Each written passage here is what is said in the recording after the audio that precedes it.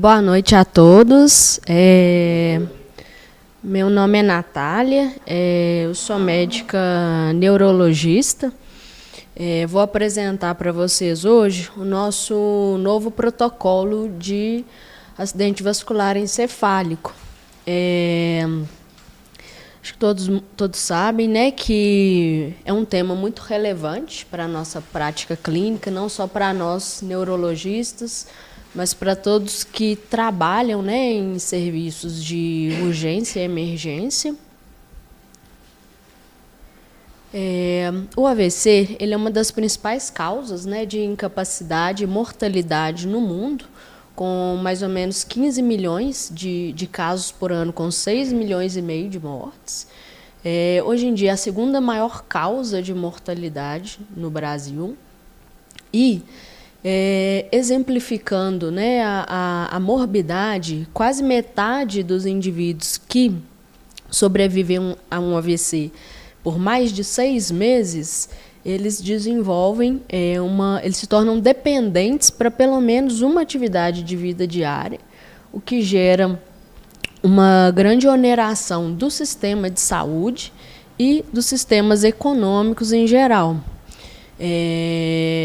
O mais importante, né, o AVC é uma causa, é uma condição que é tratável, né, e que tem desfechos clínicos melhores, né, com o estabelecimento de protocolos, né, que permitem o rápido reconhecimento e tratamento dessa condição. A neurologia vascular é uma área que ela tem evoluído muito nos últimos anos. Fica até às vezes difícil da gente acompanhar esses novos trabalhos que vêm surgindo.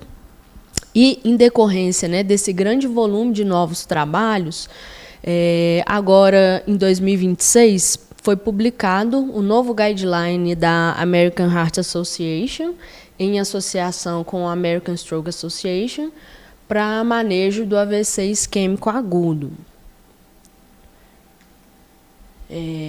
Então, começando pela definição, né, do AVE ou AVC, ele se caracteriza por um déficit neurológico focal de início súbito, causado por lesão vascular do sistema nervoso central.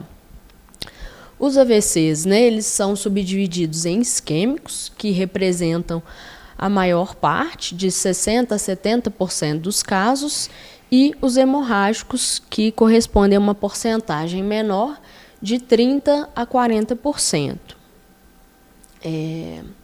Essa tabela que eu deixei aqui, ela descreve, né, os déficits neurológicos focais, né, que podem ser motores, sensitivos, de linguagem, coordenação, de pares cranianos, né.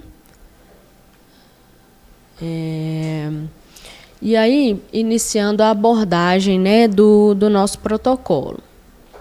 Quando chega, né, no nosso pronto atendimento um paciente com queixa, né, de um déficit neurológico focal súbito, ele vai passar, obviamente, pela triagem da enfermagem, né, pela aferição dos dados vitais e, além disso, o profissional de enfermagem vai aplicar a escala de Cincinnati, né, é uma ferramenta de triagem que avalia 3 parâmetros.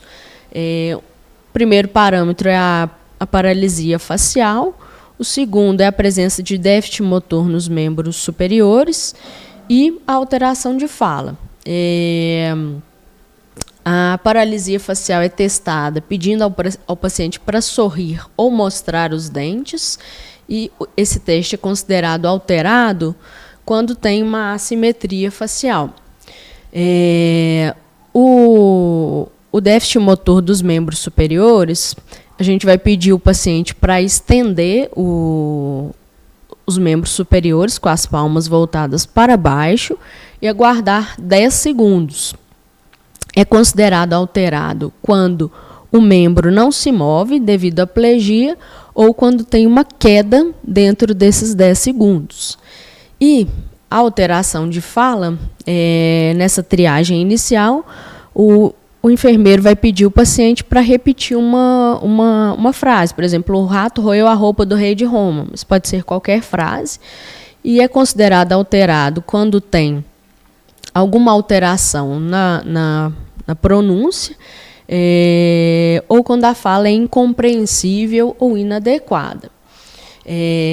A alteração de qualquer um desses parâmetros leva a uma forte suspeita, né, de acidente vascular encefálico, e aí o paciente ele deve ser encaminhado rapidamente para avaliação médica, de preferência em até 10 minutos da chegada ao pronto atendimento, que é o tempo preconizado pela ARRA.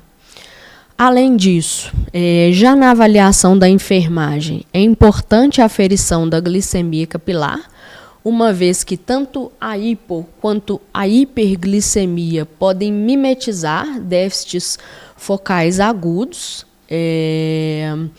E, além disso, deve ser realizado um eletrocardiograma de base, né, com o objetivo de identificar possíveis arritmias, como a fibrilação atrial, que inclusive pode ser a etiologia desse AVC, ou alguma alteração isquêmica concomitante.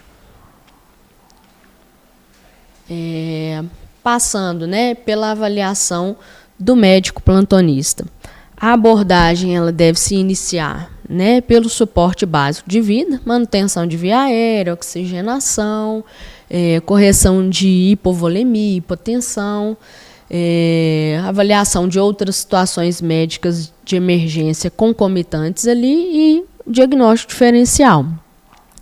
É muito importante, nessa suspeita de AVC, registrar no prontuário o horário exato de início dos sintomas, ou, quando não foi presenciado, né, esse início de sintomas, o momento em que o paciente foi visto bem pela última vez. E, após a estabilização do paciente, é fundamental a aplicação da escala do NIH, que é uma escala padronizada para mensuração dos déficits neurológicos, e ela é muito importante não só para quantificar esse déficit neurológico inicial, como para a gente acompanhar a evolução desse paciente subsequentemente, principalmente após as terapias de reperfusão. O NIH, né, ele não só quantifica o déficit neurológico, mas ele é um preditor de mortalidade e de taxa de dependência funcional a curto e a longo prazo, né? Quanto maior o valor do NIH, mais graves são os sintomas neurológicos desse paciente. Ele deve ser mensurado, né, periodicamente, como eu vou falar mais para frente, como que deve ser essa periodicidade, principalmente após a trombólise, né, para a gente monitorizar se está tendo alguma deterioração neurológica que pode indicar uma transformação hemorrágica pós-trombólise, por exemplo. Então, o NIH ele deve ser aplicado nessa sequência exata, né? Ele vai avaliar o nível de consciência, a resposta a perguntas, que são o mês e a idade, se o paciente obedece a comandos, que seria fechar e abrir os olhos, fechar e abrir a mão não parética. No 2, a gente avalia o olhar conjugado, né? Esse paciente tem um desvio forçado do olhar. O campo visual, a paralisia facial, a força muscular, né, nos membros superiores e inferiores, a ataxia de membros, a sensibilidade, a linguagem, né, que a disartria vai entrar junto com a avaliação da linguagem, e se o paciente tem alguma negligência. Eu acho que depois seria interessante a gente até fazer um treinamento prático, né, do NIH. Não sei se todo mundo é bem familiarizado, se sente confortável e apto em aplicar, mas assim, eu acho que é uma coisa que a gente pode pensar para um próximo treinamento também. A gente tem treinamentos online também, que Lá no site da Sociedade Brasileira de AVC, vocês encontram também esse treinamento online, né, ensinando a fazer os testes, tá? Essas aqui são as frases, as figuras, para a gente avaliar a parte de disartria, de afasia.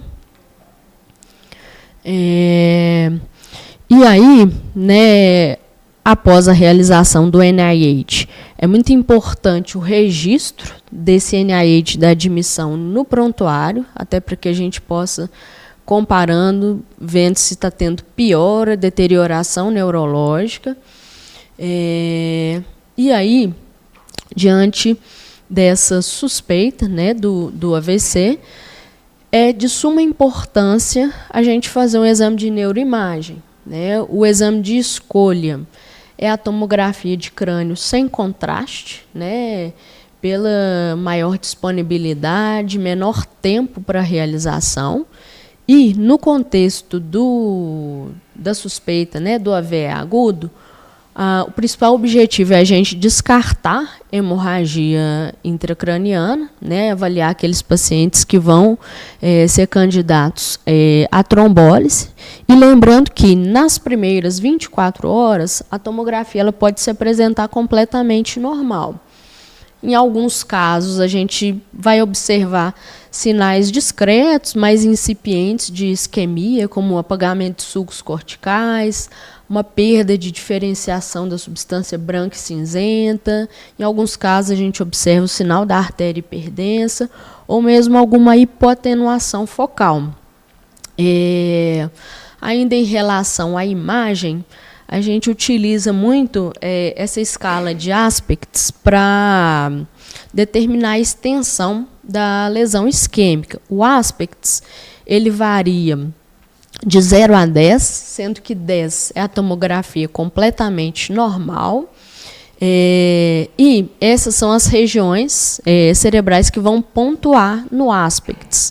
Para cada área de hipodensidade ou edema, nesses territórios, a gente vai subtrair 1. Então, quanto menor o aspects, mais extensa é a lesão isquêmica.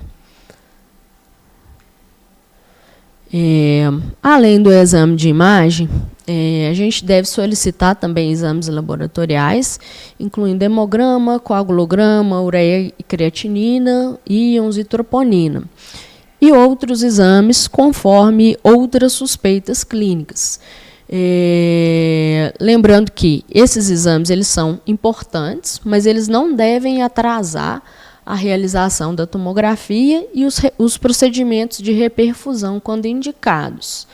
E os guidelines, né, mais recentes, eles colocam que o resultado desses exames não é essencial para a realização de trombólise, exceto se tiver alguma suspeita de coagulopatia. Esses aqui são os tempos, né, preconizados para o atendimento à suspeita do AVE isquêmico, né, tempos esses estipulados pela American Heart Association, né, da admissão à avaliação médica inicial, 10 minutos, da admissão até o acionamento do código de trombólise, quando aplicável, esse tempo deve ser em torno de 15 minutos, da admissão até o início da neuroimagem, 25 minutos, do acionamento das equipes de apoio, né, como neurologia, neuroradiologia intervencionista, 30 minutos, a finalização, né, o resultado do exame de imagem em até 45 minutos, da admissão até os exames laboratoriais do protocolo, 45 minutos, e do tempo até o início do trombolítico venoso, quando aplicável, 60 minutos. A gente sabe que, assim, muitas vezes está muito longe da nossa realidade, né? Mas a gente tem que tentar otimizar ao máximo esses tempos, que a gente sabe que tempo é cérebro, né? Quanto mais tempo a gente demorar para iniciar a terapia de reperfusão, maior a chance de sequelas irreversíveis. Em relação às medidas terapêuticas gerais, o guideline ele sugere o monitoramento cardíaco não invasivo nas primeiras 24 horas, além do monitoramento da pressão arterial. Não se recomenda a oxigenoterapia de rotina, né, a não ser que o paciente tenha uma hipoxemia, sendo que o objetivo é manter uma saturação acima de 94%. É muito importante também o controle da hipertermia, que está associada a melhores desfechos funcionais. Nesses pacientes com suspeita de AVE, né, o AVE confirmado, a gente deve suspender a dieta até a elucidação diagnóstica e até a avaliação da capacidade de deglutição desses pacientes, porque muitos vão cursar com disfagia, com risco de broncoaspiração, né, evoluindo com complicações outras, né.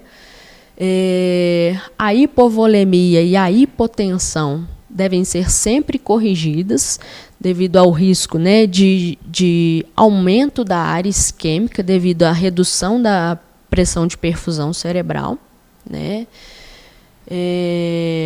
O controle glicêmico, né, nos guidelines mais antigos, eles preconizavam um controle mais rigoroso, né, mas viu-se que estava aumentando muito o risco de hipoglicemia grave. Então, eles colocaram como meta de controle glicêmico entre 140 e 180, né, buscando corrigir também os casos de hiperglicemia mais severa, que estão associados à transformação hemorrágica e lesão cerebral adicional também, além da hipoglicemia. O controle pressórico, né, de acordo com o guideline mais recente, eles não recomendam um controle pressórico agressivo, né, exceto se uma PA muito elevada, maior que 220 por 120, ou outras condições clínicas agudas que requeiram, né, essa redução da PA, sendo razoável uma meta de redução de 15% aí da PA. Essa questão do controle pressórico é ainda mais importante nos pacientes com indicação de trombólise, né?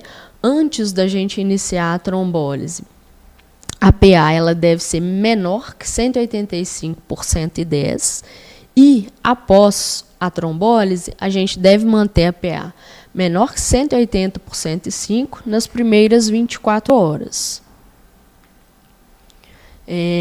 Aqui eu coloquei, né, as principais drogas que a gente usa para controle pressórico, né, que a gente costuma às vezes usar mais na prática é um nitroprussiato de sódio.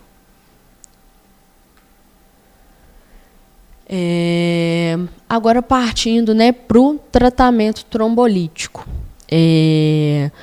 Esse guideline mais novo, ele trouxe algumas novidades, né? Antes, né, a gente se pautava muito pelo valor do NIH.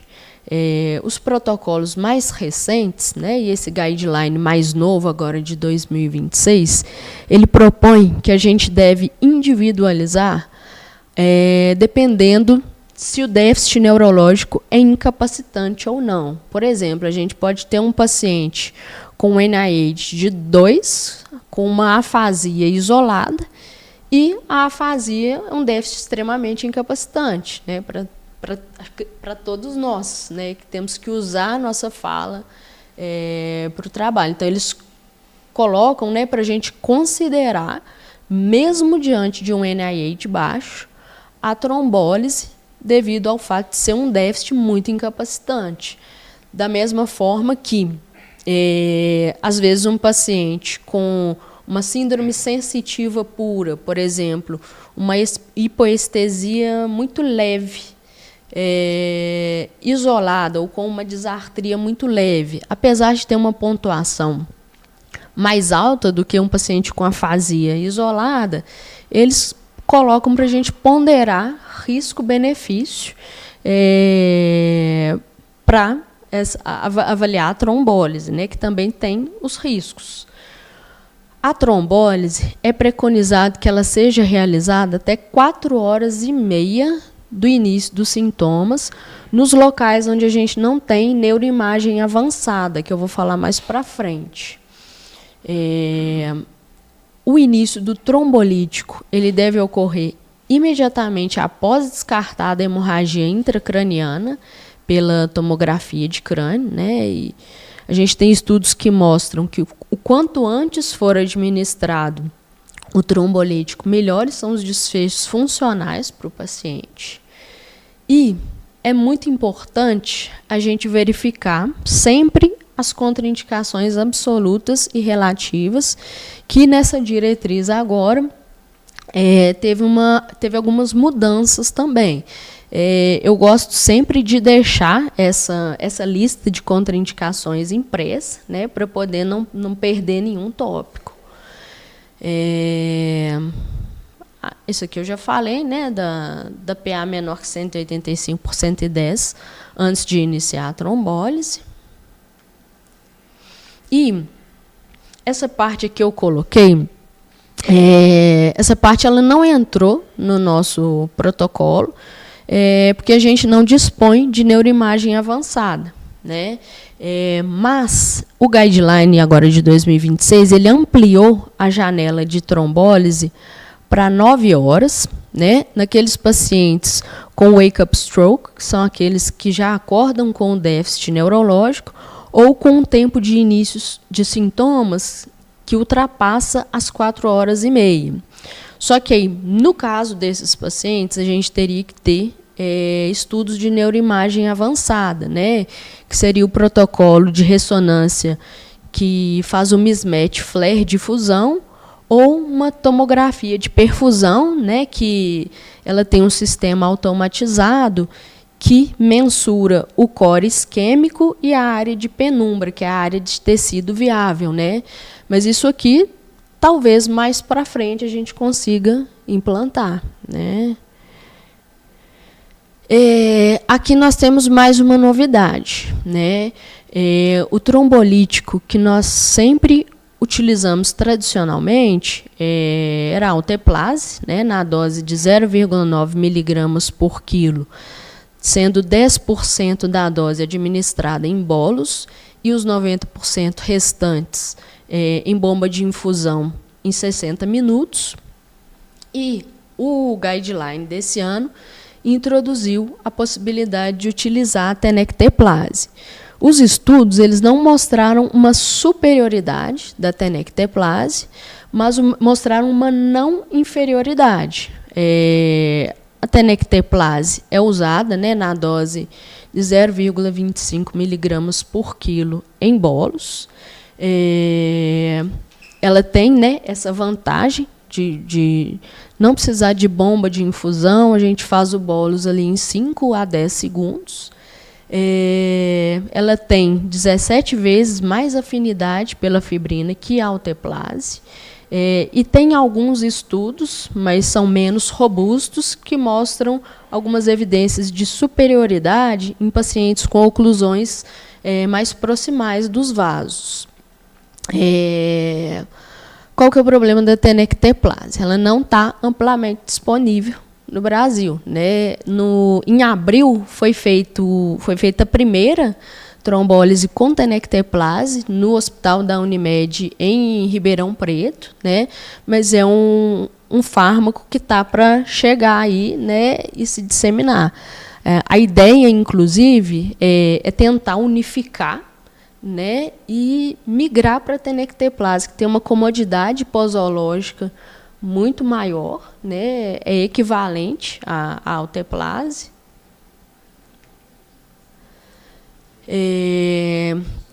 Então, para o tratamento trombolítico, a gente deve pegar 2 acessos venosos calibrosos, sendo que um deles vai ser exclusivamente para o trombolítico. É muito importante a gente registrar no prontuário o horário de início da trombólise. Nós não devemos administrar anticoagulantes ou antiagregantes plaquetários nas primeiras 24 horas após a trombólise. por pelo menos 24 horas. A pressão arterial deve ser mantida abaixo de 180 por 105. E é de suma importância nós monitorizarmos possíveis complicações hemorrágicas durante e nas primeiras 24 horas após o tratamento trombolítico. E esse monitoramento nós vamos fazer principalmente através da repetição da escala do NIH. Aqui, em relação às contraindicações à trombólise,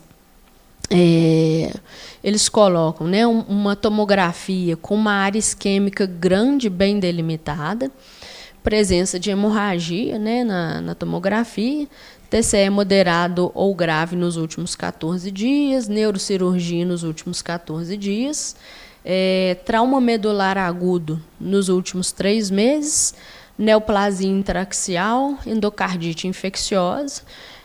Agora, isso é uma coisa meio paradoxal, né, que eles colocam que não precisa da gente aguardar os exames, mas colocam, né, como contraindicação absoluta alguma coagulopatia ou trombocitopenia grave, né, plaquetas menor que 100.000, RNI maior que 1,7, TTPA maior que 40 e o tempo de protrombina maior que 15.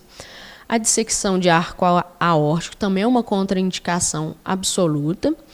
E entrou agora nesse guideline, né, e no nosso protocolo, a presença de áreas que são anormalidades de imagem relacionadas ao amiloide. No guideline, eles recomendam, né, que nos pacientes, né, com doença de Alzheimer que estão sendo tratados com terapia anti-amiloide, o donanemab, lecanemab, que a gente não administre trombolítico, devido ao risco elevado de sangramento. Aqui as contraindicações relativas, né? E aí eles colocam, que eu achei muito interessante, a incapacidade funcional prévia ou fragilidade do paciente. Porque a gente deve pesar muito risco-benefício do que esse paciente vai ganhar com a trombólise. Por exemplo, se a gente pega um idoso com um quadro demencial avançado, já restrito ao leito, esse paciente muito provavelmente não vai se beneficiar, né, da trombólise e ainda vai ficar exposto, né, aos efeitos colaterais.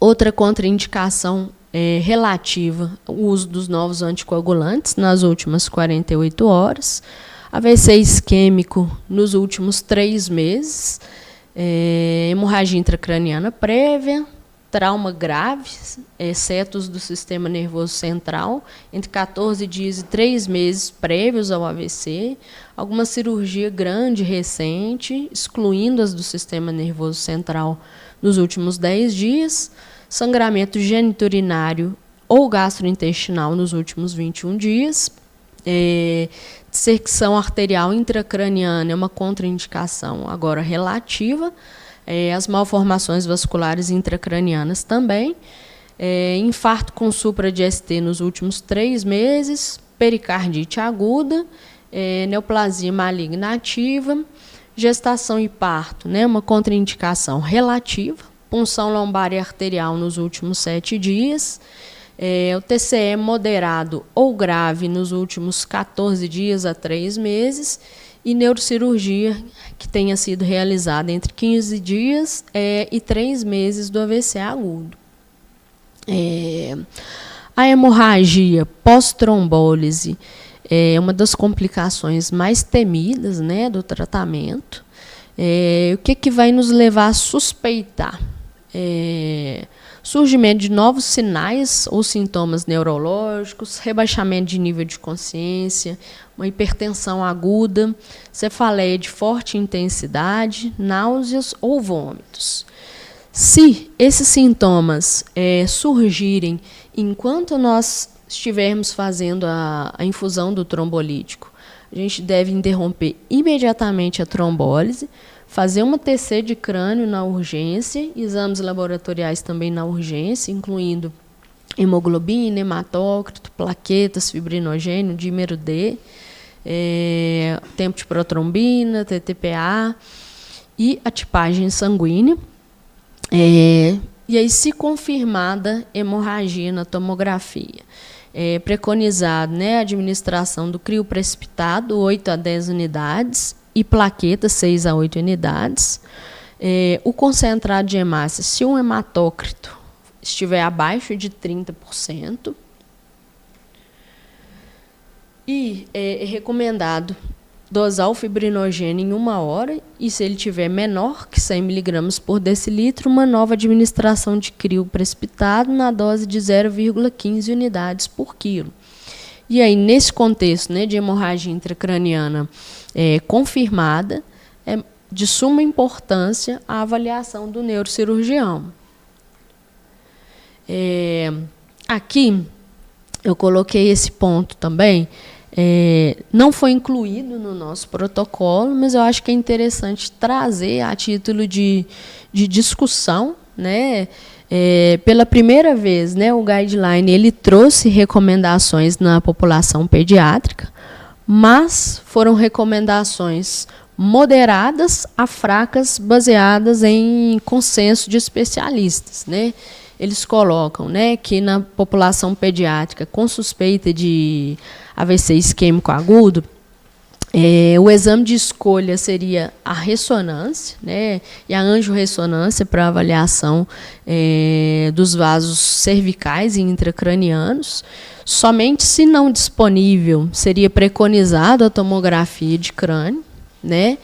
E ele coloca aqui em relação à trombólise, que nos pacientes pediátricos de 28 dias a 18 anos, com um AVC isquêmico confirmado, nessa janela de até 4 horas e meia de início de sintomas, com déficits incapacitantes, a alteplase intravenosa ela poderia ser considerada, porque nos estudos mostrou segurança, mas os estudos eles não foram capazes de demonstrar eficácia, né?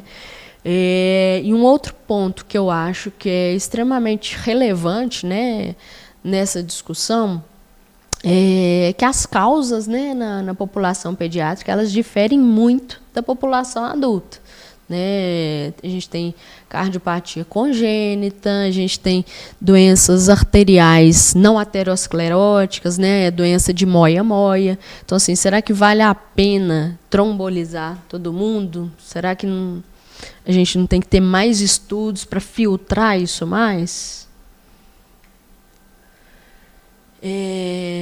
Em relação aos cuidados pós-AVC, é indicada a internação em leito de UTI, mesmo naqueles que não foram trombolizados, né? É indicado o monitoramento cardiovascular e pressórico não invasivo, periódico, nessas primeiras horas do AVE isquêmico, que são as mais críticas.